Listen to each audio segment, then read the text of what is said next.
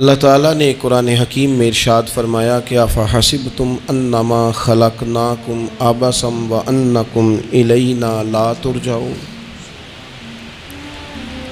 فرمایا کیا تم یہ گمان کرتے ہو کہ ہم نے تمہیں بیکار پیدا کیا ہے، اور کیا تم یہ سمجھتے ہو کہ تمہیں پلٹ کر ہماری طرف نہیں آنا؟ اللہ تبارک و تعالیٰ نے جو چیز بھی پیدا کی، جہاں بھی پیدا کی، بڑی حکمتوں کے تقاضوں کے تحت پیدا کی۔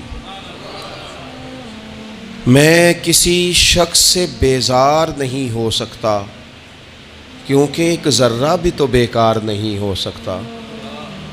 اللہ نے ہر چیز کو کمال حسن کے ساتھ دنیا میں پیدا کیا، اور انسان تو اشرف المخلوقات ہے۔ یہ تو اللہ تعالیٰ کی تخلیق کا شاہکار ہے۔ اللہ تعالیٰ نے اسے بڑی رہنمائیوں کے ساتھ، بڑی حکمتوں کے ساتھ، بڑے کرم کے ساتھ پیدا فرمایا۔ اس کو اللہ تعالیٰ نے سمجھنے کی، بات کرنے کی، اپنا ما فی الضمیر کہہ دینے کی صلاحیت عطا فرمائی۔ مالک نے اسے عقل، شعور دیا، اور جو بڑی طاقتور مخلوق نظر آتی ہیں ان کو اللہ تعالیٰ نے انسان کے قبضے میں دے دیا۔ کتنا بڑا ہاتھی ہوتا ہے لیکن ایک چھوٹا سا بچہ اسے لیے پھرتا ہے۔ کتنا بڑا اونٹ ہے، کتنی طاقت رکھتا ہے، لیکن ایک چھوٹا سا بچہ اس کے ناک میں نکیل ڈالتا ہے اور اسے لے کے گھومتا ہے۔ اللہ تبارک و تعالیٰ نے اسے اشرف المخلوقات بنایا ہے۔ اتنے بڑے جہاز ایک انسان کے قبضے میں دے دیے ہیں۔ وہ جب چاہتا ہے جہاز اڑتا ہے، جب چاہتا ہے اسے زمین پہ اتار لیتا ہے۔ اللہ کی دی ہوئی طاقت سے ملکوں کو سر کرنا، بڑی بڑی ٹیکنالوجی کو ایجاد کرنا خدا نے اپنی توفیق سے اسے عطا کیا۔ اور پھر اگر وہ مسلمان ہے، پھر اگر وہ حضور کا غلام ہے، تو پھر تو فرمایا کنتم خیر امت اخرجت للناس۔ انسان ساری مخلوق میں افضل ہیں، اور میرے محبوب کا کلمہ پڑھنے والے سارے انسانوں میں سب سے افضل ہیں۔ ان کو اللہ نے اور زیادہ فضیلتوں سے، برکتوں سے مالا مال کیا۔ یہ وہ مخلوق ہے، یہ وہ لوگ ہیں، یہ وہ امت ہے کہ جو صرف ارادہ کرتی ہے نیکی کا، کرتی نہیں۔ ارادہ کرتی ہے تو اللہ نیکی کرنے کا اجر عطا فرما بھی دیتا ہے۔ یہ ابھی پلان کرتی ہے کہ میں یہ کام کروں گا تو رب اس کا ثواب شروع بھی فرما دیتا ہے، لیکن پتہ نہیں کیا ہو گیا ہے لوگوں کو، نیکی کے ارادے کرنے ہی چھوڑتے جا رہے ہیں، نیکی کی منصوبہ بندی کرنی ہی چھوڑ دی ہے، خیر کے لیے پلان کرنا ہی چھوڑ دیا ہے۔ بہت سارا وقت بیکار گزرتا ہے، بہت سارا وقت چوراہے پہ گزر گیا، بہت سارا وقت گپوں میں گزر گیا۔ عمرے دراز مانگ کے لائے تھے 4 دن، 2 آرزو میں کٹ گئے، 2 انتظار میں۔ ایک ڈھیر سارا طبقہ ہے جس سے پوچھتے ہیں کیا کر رہے ہو، وہ کہتے ہیں بس کچھ بھی نہیں، ٹائم پاس کر رہا ہوں۔ تو میں کہتا ہوں یار اتنا فالتو ٹائم کہاں سے آیا جسے پاس کرنا پڑا؟ میں بور ہو رہا ہوں، تو میں کہتا ہوں بور ہونے کے لیے وقت کہاں سے لیا آپ نے؟ آپ تو مسلمان ہیں، آپ کا تو وقت شریعت نے بڑا قیمتی کر دیا ہے۔ آپ تو 1 منٹ میں 3 بار سورہ اخلاص پڑھ سکتے ہیں۔ آپ کو تو ذرا سا وقت ملے تو آپ جا کے 2 رکعت نماز کی نیت باندھ سکتے ہیں۔ آپ کو تو تھوڑا سا وقت ملے تو آپ کے تو نبی پاک علیہ السلام نے یہاں تک ہماری تربیت کر دی، ہمارے حضور فرمانے لگے تم کانٹا اٹھا سکتے ہو نا گلی سے، تو وہی اٹھا دینا، اس پر بھی رب صدقے کا ثواب عطا کرے گا۔ تو یہاں تو کانٹوں سے بھری ہوئی گلیاں ہیں۔ میرے نبی پاک نے تو فرمایا تھا کسی مومن کو بس خوش کر دینا، وہ چاہے لمحے کے لیے ہی ہو، اس کے دل میں راحت ڈال دینا، اسے تسلی دے دینا، روتے ہوئے آنکھ کے آنسو پونچھ دینا، اس کو کہہ دینا میں تیرے ساتھ ہوں۔ فرمایا مومن کے دل میں تم نے خوشی داخل کر دی تو 60 سال نفل پڑھنے سے اللہ تمہیں زیادہ ثواب عطا کر دے گا۔ تو یہ فارغ بیٹھنے کا وقت کہاں سے آیا؟ یہ بور ہونے کا ٹائم کہاں سے آیا؟ ہم نے اپنے آپ کو بیکار کر لیا ہے، اور رب نے نہیں بیکار پیدا کیا، ہم نے بیکار کر لیا۔ ہم نے اپنے آپ کو زنگ لگا لیا۔ ملت کا وہ جوان جس کو چاہیے تھا کہ وہ خاندان کے 20، 50، 60 لوگوں کو لے کر چلتا، کفالت کرتا، نمائندگی کرتا، آگے بڑھ کے کہتا میں ہوں نا، گھبرانا نہ، وہ نوجوان خود دکھ سناتا ہے رو رو کے، وہ مجبوریاں سناتا ہے، وہ کچی کچی باتیں کرتا ہے، وہ کہتا ہے مجھے کالا جادو ہو گیا ہے، وہ کہتا ہے فلانے کی نظر لگ گئی ہے، وہ کہتا ہے چچا نے آگے نہیں جانے دیا، وہ کہتا ہے میں ابا جی نے صحیح تقسیم نہیں کی تو میں پیچھے رہ گیا. اتنی کمزور بات کرے گا. اور وہ مسلمان اپنی صلاحیت کو پہچانے. حضرت سعدی شیرازی کے پاس ایک شخص نے بیٹھ کے اپنے دوستوں کی غلطیاں گنوانی شروع کر دی. ان میں یہ بھی غلطی ہے، یہ بھی غلطی ہے، یہ بھی غلطی ہے، یہ بھی غلطی ہے، یہ بھی غلطی ہے. تو حضرت سعدی ہنس پڑے، فرمانے لگے اور یاد رکھ تیرے سجن بڑے ہی برے ہیں، پر پانی بڑا بھی گندا ہو نا تو آگ بجھانے کے کام پھر بھی آ جایا کرتا ہے. وہ کوئی تو خوبی ان میں تلاش کر لینا. پانی بڑا بھی گدلا ہو تو آگ تو بجھاتا ہے کہ نہیں بجھاتا. ہمارا یہ مزاج بن گیا ہے کہ ہم اپنی صلاحیتوں سے کام ہی نہیں لیتے. ہمیں پتہ ہی نہیں ہم کیا کر سکتے ہیں. میرے رسول پاک صلی اللہ علیہ وسلم کا کمال یہ ہے کہ حضور نہ انسان کی صلاحیتیں اجاگر کر دیتے، محبوب اجاگر کر دیتے، حضور اندر جذبہ پیدا کر دیتے.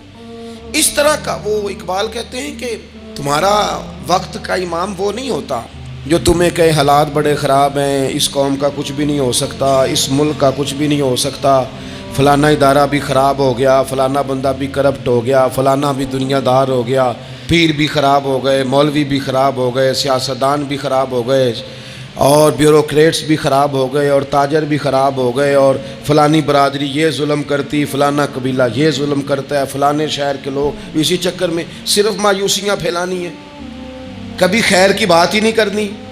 لیکن اقبال کہتے ہیں کہ ہے وہ تیرے زمانے کا امام برحق جو تجھے حاضر و موجود سے بیزار کرے اور موت کی شکل میں دکھلا کے تجھے جلوہ یار زندگی تیرے لیے اور بھی دشوار کرے. وہ تیرے اندر رمق پیدا کرے. آج جو حاجی غار سور پہ جاتے ہیں تو یہ لوگ پانی کی بوتل ان کی بغل میں ہوتی ہے، رستے میں 3-4 جگہ بنی ہوئی ہیں، پانی پئیں، چائے پئیں، جوس پئیں، بندوبست ہے. آپ کے کھانے پینے کے لیے آپ چیزیں خرید سکتے ہیں.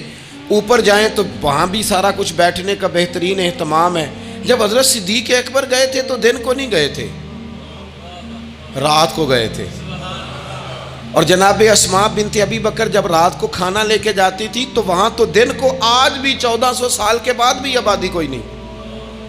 اس وقت کیا منظر ہوگا. اور اب رستہ بن گیا تھا، اب تو رستہ بھی نہیں تھا. تو حضرت اسماء کہتی ہیں میں اکیلی روٹی پکاتی تھی، پھر اسے باندھتی تھی، پھر میں یہ نہیں کہ 2-4 میرے ساتھ ساتھی چلو تو پھر غار سور پہ چلتے ہیں، لوگ تو یوں جاتے ہیں نا. فرماتی میں دیکھتی تھی ادھر ادھر کہ کوئی ہے تو نہیں، دیکھ تو نہیں رہا. جب کوئی نہیں ہوتا تھا تو رات کو جاتی تھی اور غار پہ کھانا دے کے آتی تھی.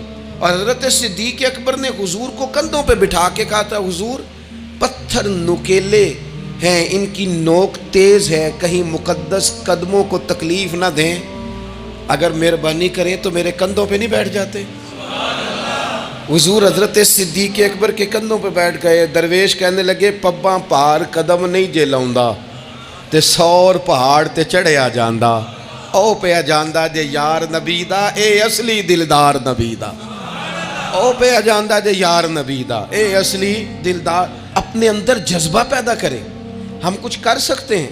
غریب ساری زندگی دکھ ہی سنائے گا کہ میں غریب ہوں. اس نے محنت کب کرنی ہے، جد و جہد کب کرنی ہے، اس نے آگے کب پڑھنا ہے، وہ کب تک یہ کام کرے گا. اپنی زندگی کے اندر شعور پیدا کریں اور اپنی صلاحیت سے کوئی نفع لیں. آپ کیا کر سکتے ہیں زندگی میں؟ میں نے کہا کچھ نہیں کر سکتے. گلی سے روڑا تو اٹھا سکتے ہیں کہ نہیں. کچھ انقلاب اپنے مزاج میں پیدا کریں، کچھ تبدیلی پیدا کریں. اس کے لیے سب سے زیادہ ضروری یہ ہے کہ ہم اپنے اندر اخلاقی تبدیلی لانے میں کامیاب ہو جائیں. کائنات میں ایک قوم وہ سمجھتی ہے جن کا اخلاق سنور جاتا ہے، اور جو لوگ اپنے اندر اخلاقی تبدیلی نہیں نہ لاتے. آپ دیکھیں نبی پاک علیہ السلام کا انقلاب کس طرح کا ہے. عرب کے لوگ سمجھتے تھے کہ معاف کرنا بزدلی ہے، صبر کرنا بزدلی ہے. وہ کہتے تھے یہ کیا بات ہوئی، ہمارا دشمن کیا سمجھے گا کہ بزدل ہے، انہوں نے معاف کر دیا ہے. وہ کہتے تھے معاف کر دیں تو کمزور پڑ جائیں گے، سامنے والا کہے گا کہ ان کے پلے کچھ نہیں، معاف کر دیا. اور ہمارے زمانے میں آج معاف کمزور آدمی کرتا ہے، طاقتور آدمی معاف نہیں کرتا. وہ جس کے پاس طاقت نہیں ہوتی وہ کہتا ہے ٹھیک ہے میں نے اللہ پہ چھوڑ دیا، حالانکہ اس نے بھی اچھا کیا. پر کمال تو یہ ہے کہ تیرے پاس ساری طاقت ہو پھر بھی تو فیصلہ اللہ پہ چھوڑے. اور حضرت موسیٰ کلیم اللہ علیہ السلام نے عرض کیا تھا مالک تیرے بندوں میں تیری نظر میں معزز کون ہے؟ تو رب کریم نے فرمایا میرے کلیم جس کے پاس بدلہ لینے کی طاقت ہو پھر بھی معاف کر دے وہ رب کی نظر میں بڑی عزت والا ہے۔ عرب کے لوگ سمجھتے تھے یہ بزدلی ہے کہ میں معاف کر دوں، لیکن حضور نے ان کو اخلاقی طور پہ بدل دیا، اور نبی پاک نے فرمایا معاف کرنا بزدلی نہیں، یہ تو اعلیٰ ظرفی ہے۔ تو پھر کس طرح بھلا معافی ان کو ہوئی؟ فتح مکہ کے دن حضور نے اس طرح نہیں معاف کیا کہ پہلے ہمارے ہاں بھی لوگ معاف کرتے ہیں تو ہم پتہ کس طرح معاف کرتے ہیں، پہلے ساری اس کی زیادتیاں گنواتے ہیں۔ پتہ ہے نا تو نے اس وقت کیا کہا تھا، یاد ہے نا تو بڑی ڈینگے مارتا تھا، یاد ہے نا تو بڑی بڑھ کے مارتا تھا۔ عرب کے لوگ سارے سامنے کھڑے ہیں، پتہ کون کون ہیں؟ اکرمہ بن ابو جہل آخری دن تک لڑے، ابو سفیان آخری دن تک لڑے، سارے لوگ سامنے کھڑے، کچھ بھاگ گئے ہیں جان بچا رہے ہیں۔ حضور نے کیا فرمایا؟ فرمایا پتہ تمہارے ساتھ آج سلوک کیا کرنا ہے؟ یا رسول اللہ بتائیے۔ تو نبی پاک نے فرمایا وہی کرنا ہے جو جناب یوسف نے بھائیوں کے ساتھ کیا تھا، بات ہی کوئی نہیں کرنی، پچھلا قصہ چھیڑنا ہی نہیں، نہ کانٹے بچھانے کی بات کرنی ہے، نہ روڑے مارنے کی کرنی ہے، نہ بدر میں آنے کی کرنی ہے، نہ احد میں پتھر مار کے دانت شہید کرنے کی بات کرنی ہے، نہ خندق کی بات کرنی ہے، نہ خیبر کی کوئی بات۔ جاؤ نہ معاف کیا، بات ہی کوئی نہیں کرنی، معافی دے دی۔ ابو سفیان کہنے لگے حضور مجھے بھی معافی ہے۔ سونیا تیرے کرم پہ قربان جاؤں۔ میرے کریم فرمانے لگے تو قبیلے کا سردار ہے، مکہ شریف کے لوگ تجھے بڑا سمجھتے ہیں، دیکھ حضور معاف بھی کرتے ہیں اور عزت بھی دیتے ہیں۔ فرمایا جا میں نے تجھے معاف کیا، اور جو تیری حویلی میں آ کے پناہ لے لے گا میں اسے بھی معاف کر دوں گا، اسے بھی معافی مل جائے گی جو تیرے گھر آ جائے گا۔ اب تبدیلی آ گئی، وہ جو اندر کفر تھا وہ ٹوٹ گیا، انقلاب آ گیا۔ یہی ابو سفیان جو کل تک مخالفت میں لڑتے تھے پھر یہ حضور کے ساتھ جنگوں میں جاتے، اور اس طرح جاتے کہ حضور گھوڑے پہ بیٹھے اور جناب ابو سفیان نے گھوڑے کی لگام تھامی ہے، ہر میدان میں گئے، ہر جگہ خدمت کی۔ اکرمہ بن ابو جہل کا پتر ہے، کوئی کسر نہیں چھوڑی اس نے، حد کر دی، ہر جگہ لڑا، ہر مقام پہ۔ لیکن فتح مکہ کے موقع پر یہ بھاگ گیا تھا، جان بچا کے چھپ گیا۔ اس کی بیوی آئی، آگے کہنے لگی سونیا میرے چھوٹے چھوٹے بچے ہیں، مجھے پتہ چلا ہے کہ میرے شوہر کے لیے آپ نے ڈیتھ وارنٹ جاری کر دیے ہیں کہ جہاں ملے مار دیا جائے، صحابہ نے یہ اعلان کیا ہے، وہ سخت مجرم ہے، اس کے لیے سخت آرڈر جاری کیا گیا ہے۔ تو کریم کیا فرمانے لگے؟ حضور فرمانے لگے تو کیا چاہتی ہے؟ میں کوئی آپ کو قصہ تو نہیں نہ سنا رہا، خدا را مہربانی کریں، تھوڑا سا دل بڑا کریں، تھوڑا سا۔ وہ ساس کہتی ہے جی میں کیویں معاف کر دیاں جی، تمہیں پتہ نہیں پیر صاحب میرے اندر زخم کنے نے، مثلا کیا ہے، گولی مار دی ہے کسی نے کسی کو۔ بہو سے کہیں تو کہتی ہے جی میں معاف کر دوں، اس کو معاف کر دوں، آپ کو بتاؤں اس نے تکلیف کتنی دی۔ مہربانی کرو ایک دوسرے کو معاف کرو، اپنے دل میں گنجائش پیدا کرو۔ اس بندے کی بات ہو رہی ہے جو باپ سے لگا ہوا ہے مخالفت کرنے، ابے نے بھی ظلم کیے، اس نے بھی کیے۔ حضور اس کی بیوی سے کہتے ہیں کیا چاہتی ہے؟ کہنے لگی حضور معاف کر دیں اسے۔ تو نبی پاک صلی اللہ علیہ وسلم نے فرمایا ٹھیک ہے، یہاں تو معافی کا دروازہ تو سب سے زیادہ کھلا ہوا ہے، تو کہتی ہے تو چلو ٹھیک ہے معاف کیا، ہو گئی بات۔ اس نے جا کے جہاں چھپا ہوا تھا اسے کہا اکرمہ حضور نے تجھے معاف کر دیا۔ کہنے لگا کوئی کرنے والی بات کر، وہ معاف کرتے ہیں مجھے پتہ ہے، بڑا کرتے ہیں، پر جو میں نے کیا ہے وہ معافی والا نہیں۔ مجھے معافی ہو سکتی ہے، یہ کیسے ہو سکتا ہے، یہ کیسے ہو گیا، ہو ہی نہیں سکتا۔ اس کی بیوی پھر آئی، کہنے لگی حضور وہ مانتا نہیں، یہ تاریخ صرف میرے رسول کی ہے، یہ سیرت صرف میرے رسول کی ہے، کہ جس کو معاف کیا جا رہا ہے اس کی سمجھ میں بات نہیں آ رہی کہ بھلا مجھے معاف کر دیا ہے۔ حضور کہتے ہیں اچھا تو بتا وہ کیسے مانے گا؟ کہنے لگی حضور اگر کوئی نشانی دے دینا، عرب کے لوگ تلوار دے دیتے تھے، زرہ دے دیتے تھے، پگڑی دے دیتے تھے، چھڑی دے دیتے تھے، یہ دلیل ہوتی تھی کہ فلاں نے نشانی دے دی۔ اگر کوئی مل جائے نا نشانی، محبوبہ اس طرح تو کوئی نہیں کرتا جیسے آپ کرتے ہیں۔ کریم نے اپنے سر سے پگڑی اتاری اور فرمایا میری پگڑی بطور علامت کے نشانی کے لے جا، اسے کہہ دے میں نے معاف کیا۔ اب اکرمہ کو معافی ہو گئی، وہ آ رہے ہیں، یوں اخلاق بدلتے ہیں، وہ آ رہے ہیں۔ یہاں کوئی بڑا آدمی آئے نا تو پہلے اعلان ہوتا ہے فلاں بن فلاں صاحب آ رہے ہیں، اب ان کو دعوت دیتے ہیں، لیکن وہ اعلان چھوٹا کرتا ہے بڑے کے لیے. یہاں انوکھا باب ہے. اکرمہ کلمہ پڑھنے آ رہے ہیں. نبی پاک صحابہ سے کیا فرما رہے ہیں؟ فرمایا وہ کلمہ پڑھنے آ رہا ہے، اطاعت قبول کر کے آ رہا ہے، سر تسلیم خم کر کے آ رہا ہے، اس کے سامنے اس کے باپ کے کسی ظلم کا اظہار نہ کرنا. اس کے باپ نے بڑے ظلم کیے ہیں، زیادتیاں کی ہیں، ہم تذکرہ یہاں ہوتا ہے، لیکن اس کے سامنے نہ کرنا. اس کا تو ابا ہے نا، اس کا تو باپ ہے نا، کوئی بات نہ کرنا، اسے تکلیف ہوگی. کس کے لیے؟ صحابہ رو رہے ہیں. حضور یہ کس کے لیے تیاری کرا رہے ہو؟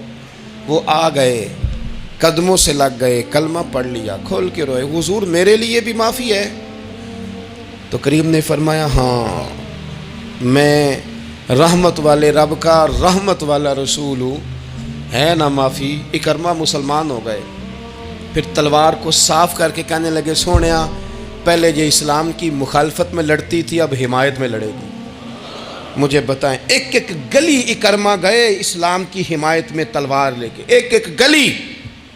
اور آپ پچھلے جہاد میں بھی گئے تھے، اس جہاد میں نہ جائیں تو کہنے لگے کفارہ نہیں ادا کرنا، پچھلے داغ نہیں صاف کرنے. میں جاؤں گا، گلی گلی جاؤں گا، نگر نگر جاؤں گا، جھنڈا لے کے جاؤں گا. میں بتاؤں گا کہ جب کوئی مدینے والے کے پاس آئے تو رب دل بدل دیا کرتا ہے. انقلاب آتے ہیں، عادتیں بدلتی ہیں، طبیعتوں میں تغیر آتا ہے. کون کہتا ہے نہیں آتا؟ میں جاؤں گا. حمص میں حضرت عمر کے زمانے تک اکرمہ لڑے، سالوں میدان میں رہے اسلام کی حمایت میں، اور پھر حمص کے میدان میں حضرت عمر کے دور میں لڑتے ہوئے شہادت کی موت اللہ نے انہیں عطا فرمائی. یہ آپ دیکھیں حضرت خالد بن ولید کون ہے؟ کہنے لگے حضور میں تو بڑی شدت سے اسلام کے خلاف لڑتا تھا، میری غلطیاں بھی معاف ہو جائیں گی. تو حضور فرمانے لگے اسلام پچھلے سارے معاف کرا دیا کرتا ہے، نئی زندگی کا آغاز ہو جاتا ہے. نئی زندگی کا آغاز ہوتا ہے. حضور نے فرمایا جو رمضان میں عبادت کر لے نا، ایمان کے ساتھ رمضان میں عبادت کر لے، اللہ اس کے پچھلے سارے ہی معاف فرما دیتا ہے. اب وہ نئی زندگی کا آغاز کرے. جس نے شب قدر پہ رو رو کے توبہ کی ہے وہ رمضان کے بعد کرپشن چھوڑ دے، جھوٹ چھوڑ دے، بددیانتی چھوڑ دے، دل دکھانا چھوڑ دے. جس نے رمضان میں روزے رکھے، تراویح پڑھی ہے، وہ نئی زندگی کا آغاز کرے. خدا کی رحمت سے گناہ معاف ہو گئے، اب وہ آگے بڑھے. نبی پاک علیہ السلام نے فرمایا جو اللہ کے گھر کا حج کار آیا وہ اس طرح ہے جس طرح آج ماں کے پیٹ سے پیدا ہوا ہے. اب نئی زندگی کا آغاز کرے، اب وہ اپنی عادات میں تبدیلی لائے، اب وہ بدل جائے. میں کس درد سے یہ بات آپ سے کروں کہ 50 لاکھ مسلمان ہر سال حج کرتا ہے.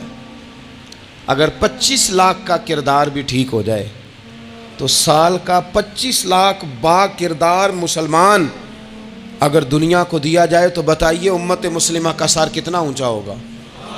لیکن ہمارا حال وہی ہے کہ آج بھی کیتی جاندے ہو تے لہو بھی پیتی جاندے ہو، کھو کے مال یتیماں دا تے بھیج مسیتی جاندے ہو، پھٹ دلاں دے سیندے نہیں تے ٹوپیاں سیتی جاندے ہو، نفس تے چھری پھیر دے نہیں دمبے کیتی جاندے ہو، فرض پلائی بیٹھے ہو، نفلاں نیتی جاندے ہو، او دسو تے سی بلے شانو ایک ہی کیتی جاندے ہو.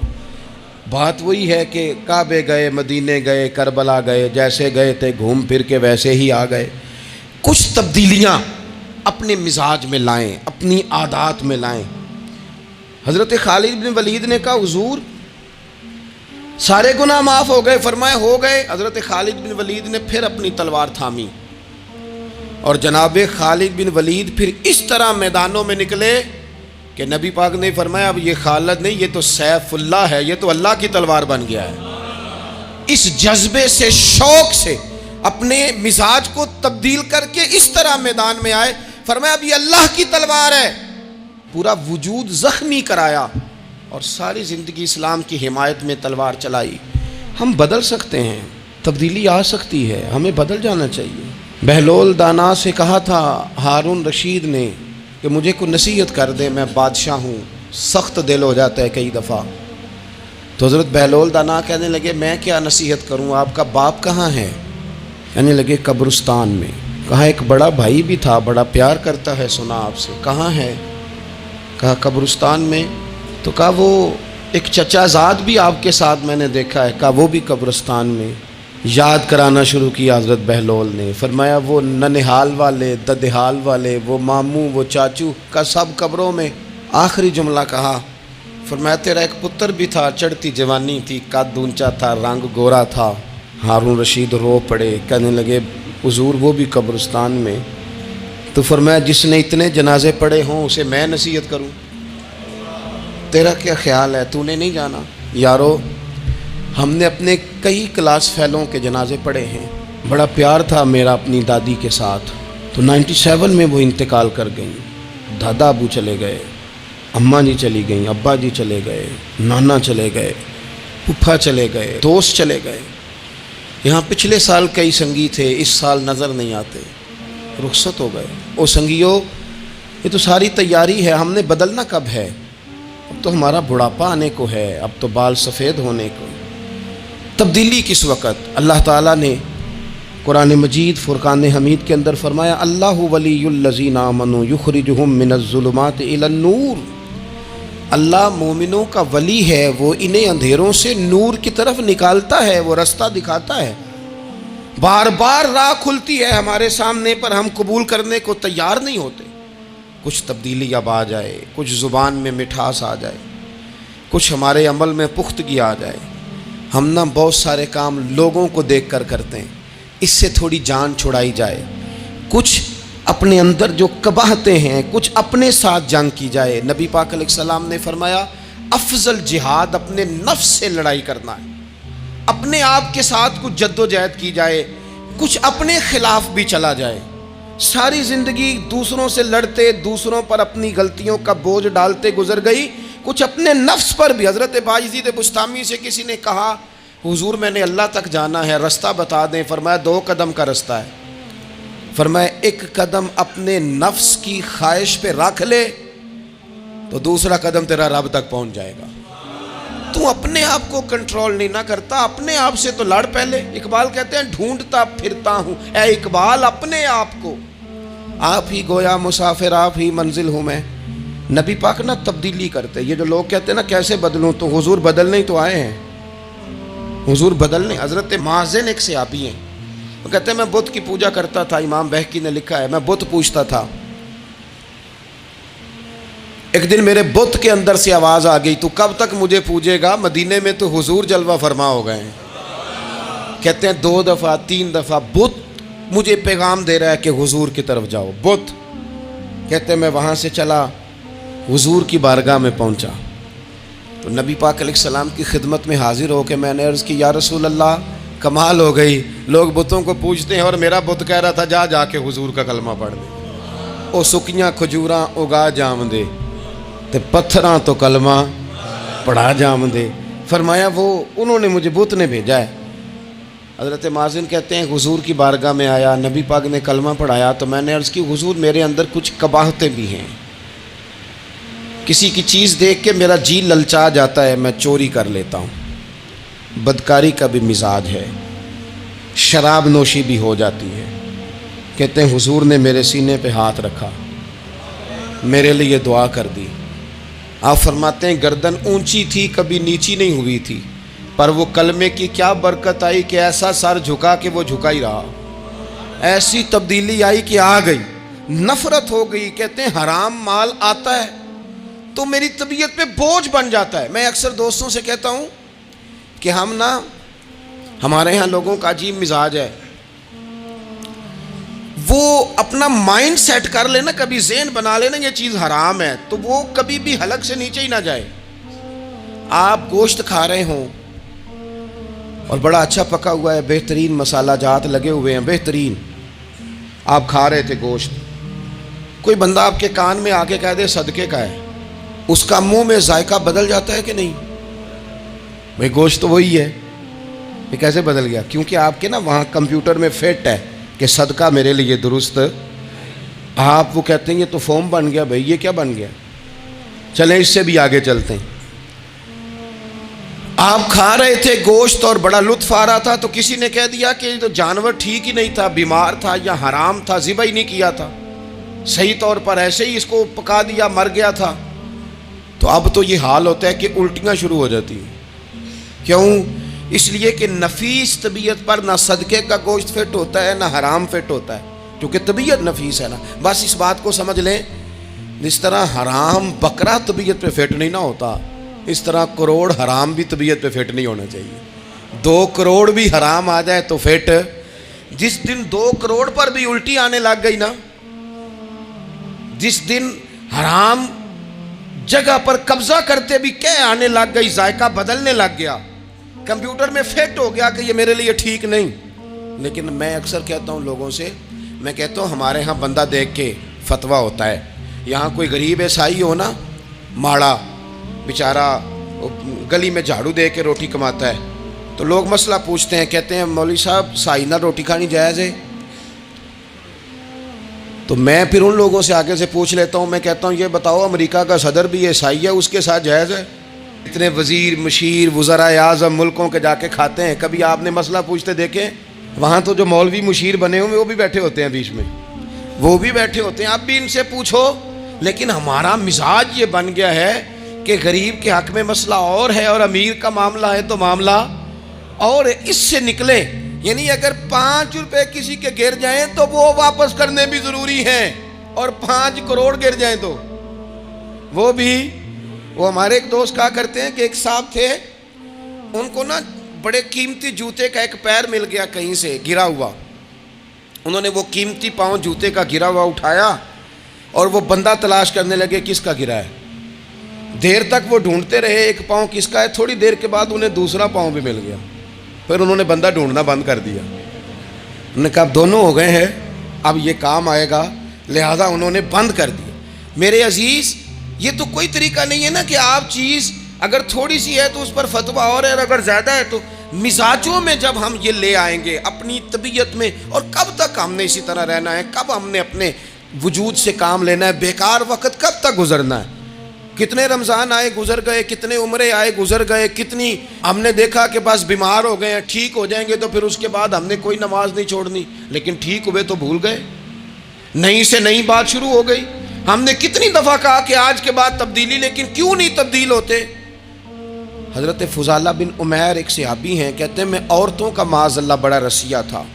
ابو جہل نے جب اعلان کیا نا جو حضور کو شہید کرے گا تو اسے 100 سرخ اونٹ دیے جائیں گے، تو کہتے ہیں میں خنجر بغل میں دبا کے نا تو طواف کعبہ کرنے چلا گیا.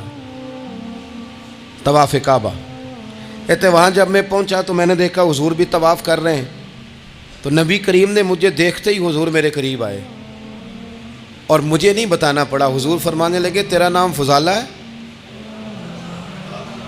میں نے کہا ہاں. تو محبوب فرمانے لگے کیا باتیں کر رہے ہو اپنے آپ سے؟ کہتے میں دل میں سوچ رہا تھا کہ طواف کرتے میرے قریب سے گزریں گے تو خنجر مار دوں گا. کیا باتیں کر رہے تھے؟ فضالہ کہتے ہیں میں تو جب آیا تھا تو ایک بی بی سے مل کے آیا تھا، میں نے کہا تھا کہ میں آج بڑی رقم لے کے آؤں گا اور معاذ اللہ تیرے پاس رات گزاروں گا. کہتے ہیں میں تو اس سے بات کر کے آیا تھا. تو میں اب حضور سید عالم صلی اللہ علیہ وسلم نے پوچھا تو فضالہ ہے؟ میں نے کہا ہاں. کیا باتیں کر رہے تھے اپنے آپ سے؟ میں نے جھوٹ بولا. میں نے کہا جی وہ تو میں تو ذکر کر رہا تھا اپنے دل میں. کہتے ہیں حضور مسکرائے اور مسکرا کے فرمانے لگے چل چھوڑ، جس کام آیا تھا وہ کرتا کیوں نہیں؟ میں جو تیرے سامنے کھڑا ہوں تو کرنا. خیال آیا مسلمان نیک و بد پہچان جاتے ہیں اور آقا آدمی کے دل کی باتیں جان جاتے ہیں. کرنا وہ کام. تو فضالہ کہتے ہیں کہ میں کانپ گیا، میرے ہاتھ سے وہ خنجر گر گیا. حضور نے میرے سینے پہ ہاتھ پھیرا، اس طرح پھیرا کہ زندگی میں اتنا سکون کبھی نہیں ملا، اتنی ٹھنڈک کبھی نہیں ملی، اتنا قرار کبھی نہیں آیا، اس قدر زیادہ آزمائش کبھی نہیں آئی. میں قرار محسوس کرنے لگا. کہتے ہیں حضور فرمانے لگے کیا وہ وقت نہیں آیا کہ تو کلمہ پڑھ جائے؟ کہتے ہیں میں نے فوراً کہا حضور آ گیا ہے وقت، پڑھائیں مجھے کلمہ. کہتے ہیں نبی پاک نے کلمہ پڑھا دیا، میں مسلمان ہوا. میں واپس لوٹا تو وہی عورت بن سنور کر تیار ہو کر گلی میں کھڑی تھی. عادتیں بدل جاتی ہیں. شرط یہ ہے کہ ہم تھوڑی سی کوشش کریں، شرط یہ ہے کہ ہم اپنے آپ کو اللہ رسول کی بارگاہ میں پیش کریں. اور میرے دوستوں، میرے بزرگوں، ہمیں سب سے زیادہ تکلیف میں ہماری اپنی عادات نے ڈالا ہے، ہماری اپنی خواہشات نفس نے ہمیں زیادہ آزمائشوں میں ڈالا ہے.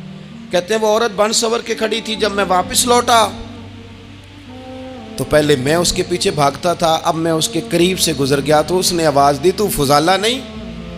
کہتے ہیں میں چپ کر گیا۔ وہ پھر پیچھے دوڑی، میرا گریبان پکڑ کے کندھا پکڑ کے ہلایا، تو فضالہ نہیں؟ کہتے ہیں میری جھکی ہوئی گردن، میں سر نہیں اٹھاتا۔ مجھے کہنے لگی تو وہ نہیں ہے جو فضالہ ہے؟ میں نے کہا ہوں میں فضالہ، پر وہ والا نہیں جو تجھے ملا کرتا تھا۔ کہا تو اب کون ہے؟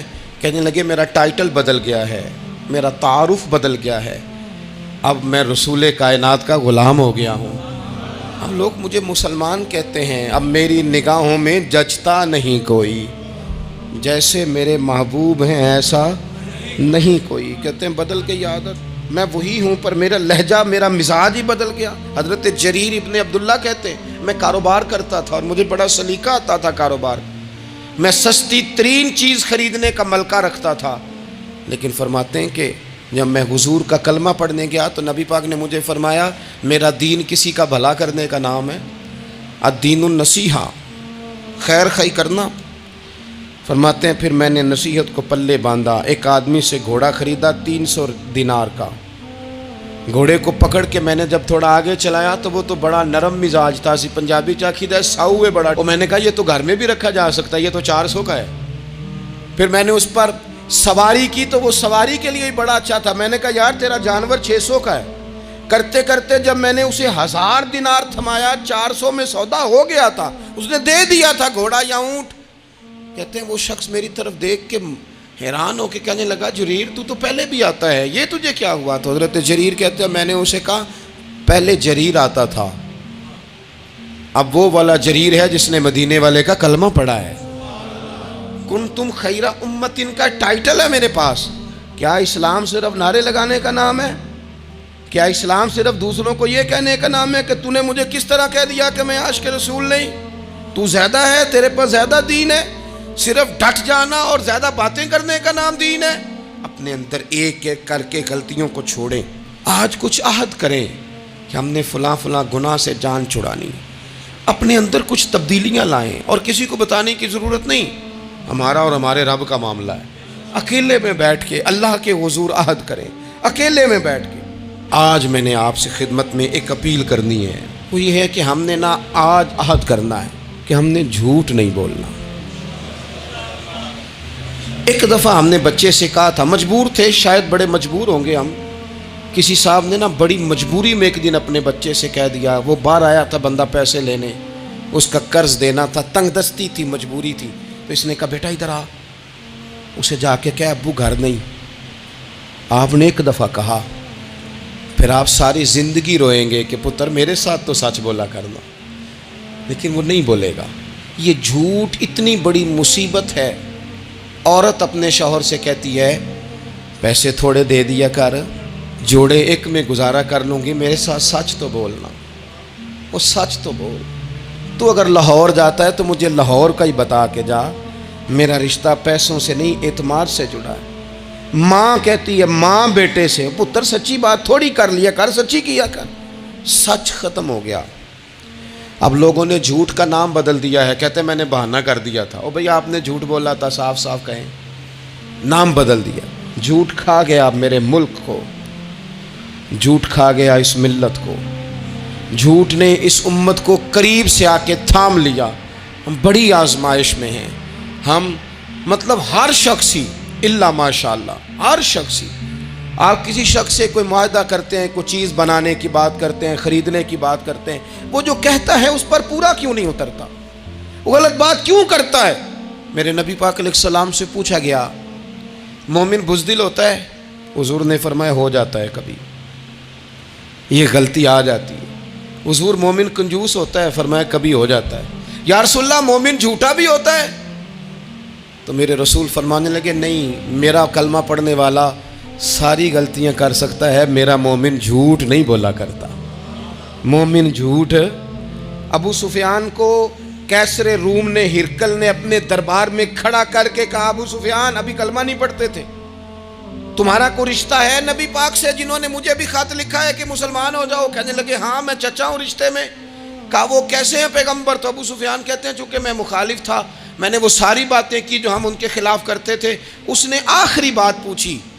اس نے کہا ابو سفیان یہ بتا کہ وہ جنہوں نے اعلان نبوت کیا ہے کیا کبھی انہوں نے جھوٹ بھی بولا ہے؟ ابو سفیان کہتے ہیں کہ 1 منٹ کے لیے میں نے کہا کہہ دوں.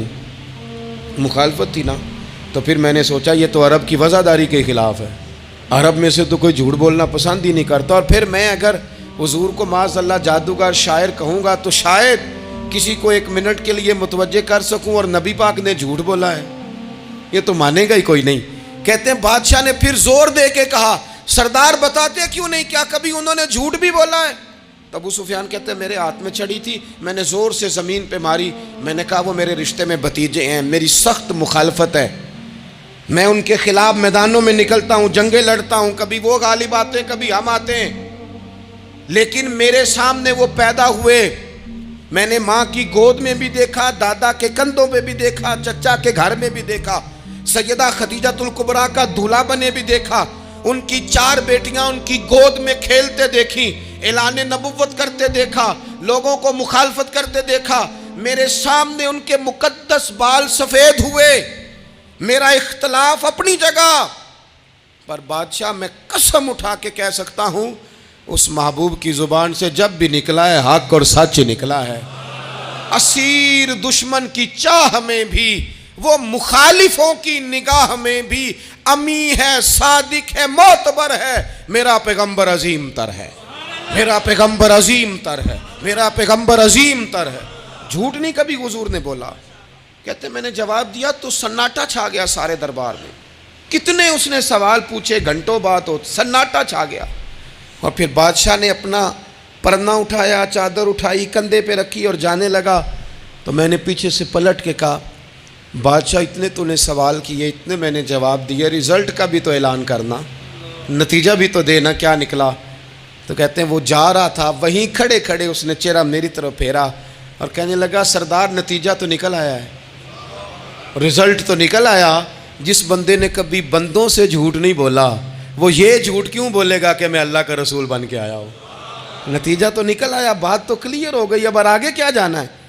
ایک سردار تھے کسی قبیلے کے, وہ حضور کی بارگاہ میں کلمہ پڑھنے آئے. امام راضی نے لکھا ہے, کہتے میرے اندر 4 غلطیاں تھیں. میں شراب بھی پیتا تھا, چوری بھی کرتا تھا, بدکاری بھی کرتا تھا معاذ اللہ, اور جھوٹ بھی بولتا تھا. حضور کی بارگاہ میں آیا, عرض کی یا رسول اللہ بچپن سے لے کر یہ بیماریاں لگ گئیں, بڑی کوشش کی, ابا نے بڑا مارا, لوگوں نے بڑا کہا, چھوٹی نہیں, اور میں چھوڑ سکتا بھی نہیں. ان کا خیال تھا نا جس طرح ہمارا خیال ہوتا ہے کہ فلانی چیز نہیں چھوڑ سکتے, میں چھوڑ سکتا بھی نہیں. حضور ایک چھوڑ سکتا ہوں, ایک چھڑوا لیں آپ اور کلمہ پڑھا دیں. حضور نے فرمایا بالکل ٹھیک ہے, تو ایک چھوڑ دے. یا رسول اللہ کون سی؟ فرمایا جھوٹ نہیں بولنا. جھوٹ, وہ شراب بھی پیتے ہیں, وہ کہتے ہیں میں بدکاری بھی کرتا ہوں, چور بھی ہوں. حضور نے کیا فرمایا؟ جھوٹ. کیا ان سارے کاموں سے زیادہ سخت تھا حضور نے اس سے منع کیا؟ جھوٹ نہیں بولنا بھائی. کہتے ہیں سونے وعدہ ہو گیا. سیدھے سادے آدمی تھے, دیہاتی سردار تھے, گھر چلے گئے.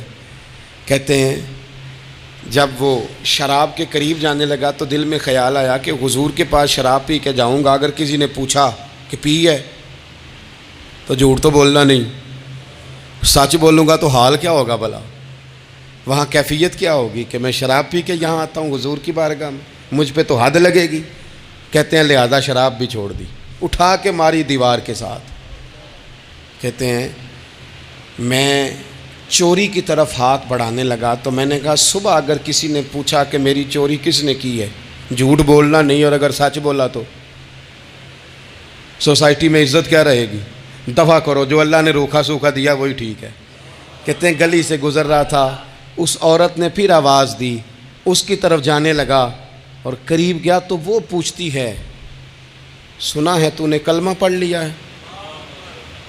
کہتے ہیں تڑپ گیا, درد سے آنسو چھلکے, اگر میں اس سے جھوٹ بولوں تو حضور نے منع کیا ہے, اور سچ بولوں تو یہ کیا سوچے گی؟ کلمہ پڑھ کے مسلمان ہو کے حضور کا غلام ہو کے یہ انداز ہے. کہتے وہاں سے بھی آ گیا, آ کے نہ پیچھے ہو کے بیٹھ گیا, پیچھے حضور تقریر کر رہے تھے, پیچھے ہو کے بیٹھ گیا. غور سے حضور کا چہرہ دیکھ رہا ہوں, غور سے دیکھتا جا رہا ہوں. دنیا کہیں اور دیکھ رہی ہے اور میں حضور کا چہرہ دیکھ رہا ہوں. سر سے لے کر پاؤں تک تنویر ہی تنویر ہے، جیسے منہ سے بولتی قرآن کی تفسیر ہے۔ سوچتی تو ہوگی دنیا مصطفیٰ کو دیکھ کر، بھلا وہ مصور کیسا ہوگا جس کی یہ تصویر ہے۔ کہتے میں غور سے چہرہ دیکھ رہا ہوں، حضور کی خدمت میں گیا سلام لینے تو محبوب نے مسکرا کے دیکھا تو میں نے کہا سونیا قربان جاؤں، میرا ایک جھوٹ چھڑوایا ہے، میری ہر شے چھوٹ گئی ہے، ختم ہو گیا سارا کچھ ہی۔ یہ مہربانی ہو جائے گی انشاءاللہ۔ اپنے آپ سے بات کریں، کوشش کریں کہ ہم نے زندگی میں جھوٹ نہیں بولنا، آپ سچ بولیں۔